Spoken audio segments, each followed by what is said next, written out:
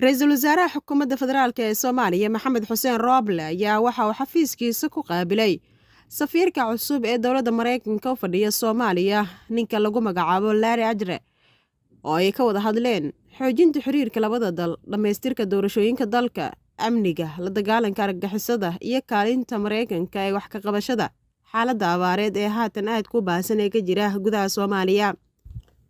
Ra'iisul Wasaaraha ayaa uga mahadceliyay dowladda Mareykanka taageerada dhinacyada badan ee ay la garab taagan tahay dowladda iyo sidoo kale shacabka Soomaaliyeed. Danjiraha cusub ee dowladda Mareykanka u fadhiya Soomaaliya ayaa tilmaamay siday uga go'an tahay xoojinta xiriirka labada dal iyo taageerada ay dowladdiisu siiso Soomaaliya. Dhowaan ayay ahayd markii madaxweynaha Jamhuuriyadda Soomaaliya Maxamed Cabdullaahi Farmaajo oo warqadaha aqoonsiga ka gudoomay safiirkan cusub ee dowladda Mareykanka u soo magacaawday Soomaaliya. Farxii Maxamuud Yuusuf, Cable TV, Muqdisho.